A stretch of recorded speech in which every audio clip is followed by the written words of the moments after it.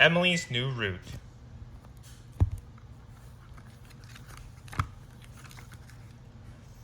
It was summer on the island of Sodor. There was a lot of work for the engines to do, carrying holidaymakers and goods up and down the lines. But the engines liked being busy and the sun was shining in the sky, so everyone was happy, all except for Emily. Emily was working down at the docks with Salty, shunting trucks into the sidings, and she wasn't enjoying it at all. Salty tried to cheer Emily up with one of his stories. "It's about a lighthouse, a box of oranges, and a fishing rod," said Salty. "It all started when—" Only Salty seemed to enjoy his stories about the sea, and Emily had soon stopped listening. "Oh, I wish I could do something different," she said. Emily's wish came true the very next morning. "I am opening up some new routes," said the Fat Controller. "Emily, I want you to pull the special, going to the flour mill." Emily couldn't wait to tell James and Thomas about her new job. "That's a good job, better than mine," said James. "I have to go to Black Lock. There are big stones on the track that bash my buffers and scratch my lovely red paint." "And he's frightened of the Black Lock monster," added Thomas. "What sort of monster?" asked Emily nervously. "Nobody really knows for certain," said Thomas. "There are black things that appear in the water by the track, dark shapes that come and go." "Nonsense," said James. "It's just a silly story. At least, I think so." But Emily was not so sure, and she was very glad she did not have to go to Black Lock. The next morning, Emily puffed into the mill, and the flour was loaded onto her trucks.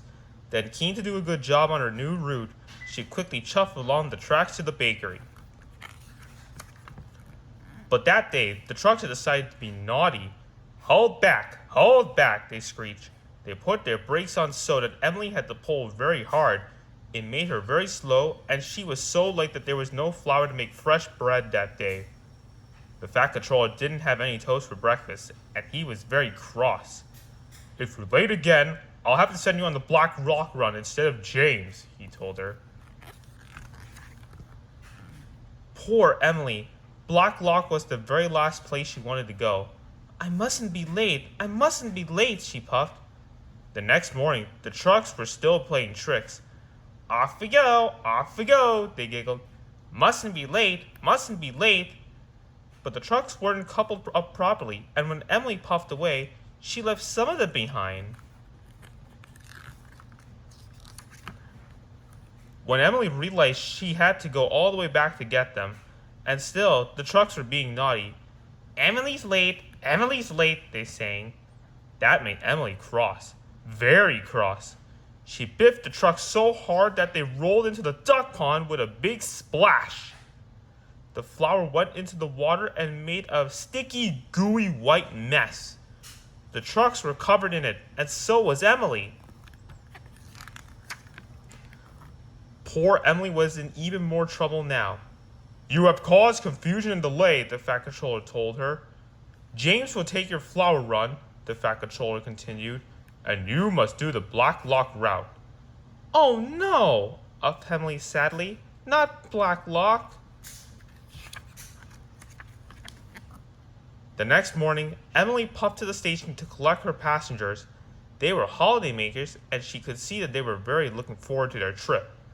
Emily knew she mustn't let them down, so she took a big puff and steamed off. Emily was steaming along beside Black Lock when the water started splishing and splashing, and she suddenly saw dark shapes moving towards the shore. Emily's boiler shivered. She was very scared. It's the monster, she wheezed. But it wasn't a monster at all. It was a friendly family of seals who had come to say hello. Onk, said the seals. Emily liked the seals so much that after work that evening, she took Thomas to meet them. You were right, Thomas, said Emily. I did like the Black Lock run after all. The end.